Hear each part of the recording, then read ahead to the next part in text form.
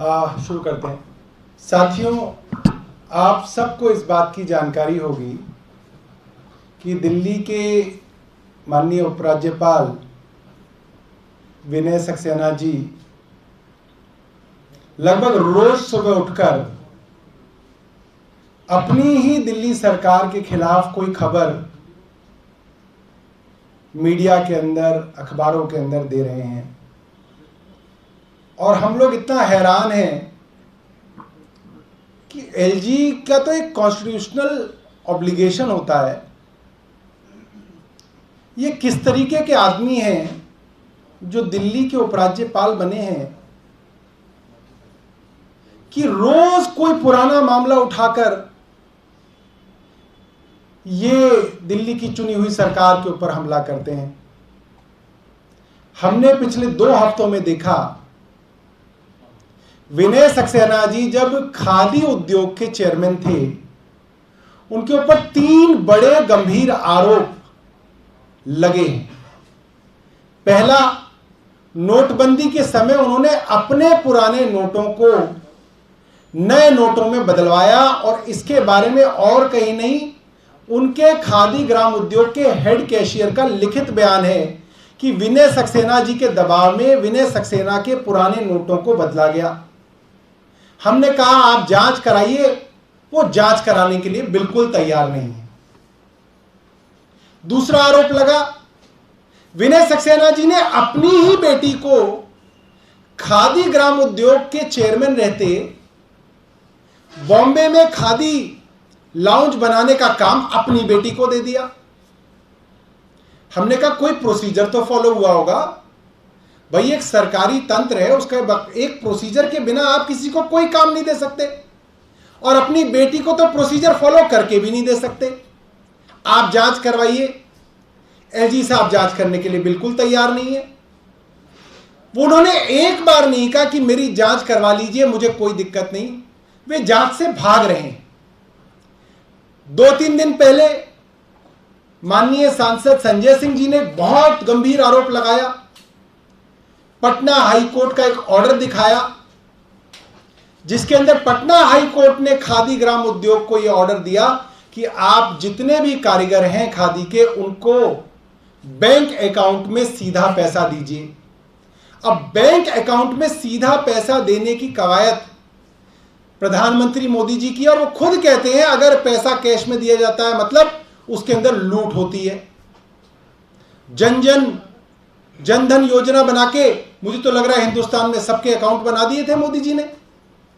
उसके बावजूद 4,55,000 कारीगरों में से मात्र 1,95,000 कारीगरों को ऑर्डर देने के बाद भी आपने अकाउंट से पेमेंट की। बाकी लाखों कारीगरों को आपने कहा कि आपने कैश से पेमेंट की। कैश के पेमेंट के ऊपर तो बहुत सवाल आते हैं, किसी को दिया या नहीं दिया, कोई कारीगर था या नहीं था, इसमें तो करोड़ों की हेराफेरी का आरोप है। एलजी साहब ने इसमें भी नहीं कहा कि मैं जांच के लिए तैयार हूं। हमारा यह मानना है अपने ऊपर गंभीर भ्रष्टाचार के आरोपों से बचने के लिए एलजी साहब रोज नए नाटक कर रहे हैं। अब ये जो मामला इन्होंने बताया, 1.5 साल पहले तो इसके अंदर सीबीआई पीई कर चुकी है। 1.5 साल पहले सीबीआई ने इसके अंदर पीई दर्ज कर रखी है। अभी तक तो सीबीआई को कुछ नहीं मिला। 3 हफ्ते पहले इन्होंने इसको दोबारा उठा के सीबीआई को भेज दिया। कल इन्होंने तिवारा इसको सीबीआई के पास भेज दिया।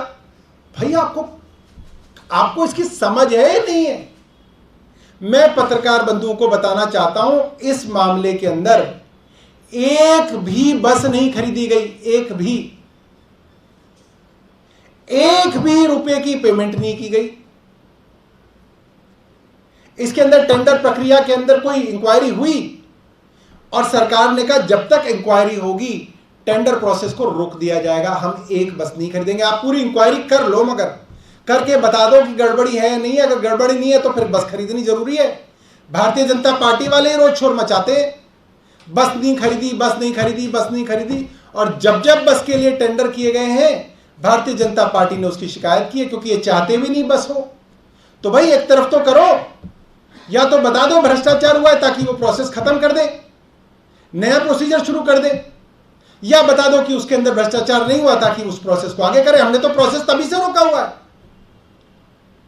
2 साल से ज्यादा हो गया मुझे लगता है वो प्रोसीजर रुका हुआ है। एक बस नहीं खरीदी गई और एलजी साहब सुबह उठते हैं कहते हैं इसके अंदर भ्रष्टाचार हो गया, इसकी सीबीआई की इंक्वायरी कर दो। ये बहुत मुझे लगता है दुर्भाग्यपूर्ण है। और एलजी अब कोई प्राइवेट आदमी नहीं है, वो एक सरकारी पद पे, पब्लिक ऑफिस पे बैठे हुए आदमी हैं।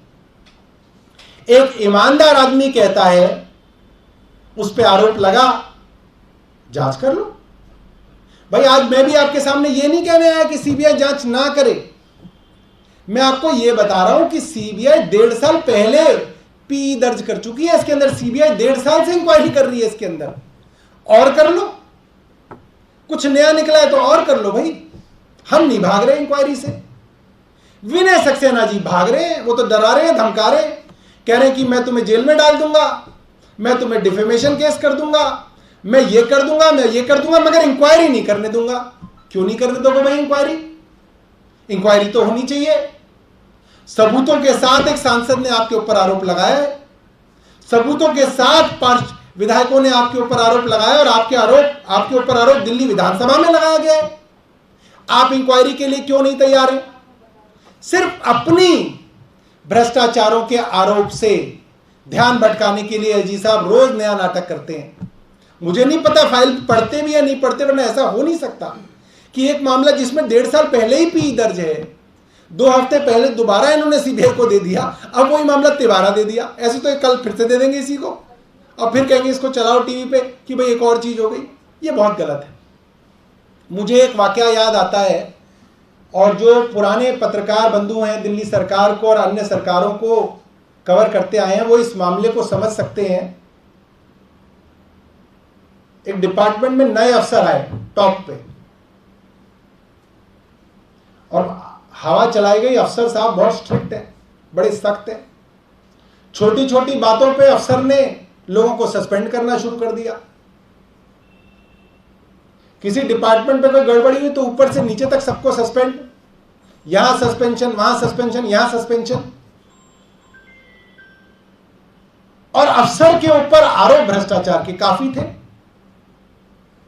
तो नीचे वाले अफसर बड़े परेशान कि भाई ये बड़े बाबू जो आए हैं वो चाहते क्या है, यहां इसको सस्पेंड, वहां उसको सस्पेंड, हर एक के ऊपर दबाव, हर एक के ऊपर खौफ,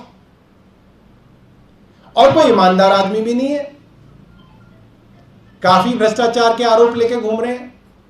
तो चाहते क्या है? तो पता चला बड़े बाबू चाहते थे कि ठेकेदार डायरेक्ट संपर्क करें, सीधा ठेकेदार संपर्क करें और परसेंटेज देना शुरू करें।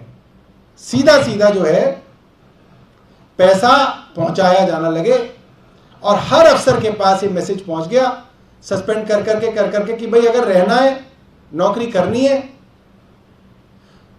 तो ठेकेदारों को कहो सीधा ऊपर जो है मिले और सीधी बातचीत करें। ऐसे काम नहीं चलेगा।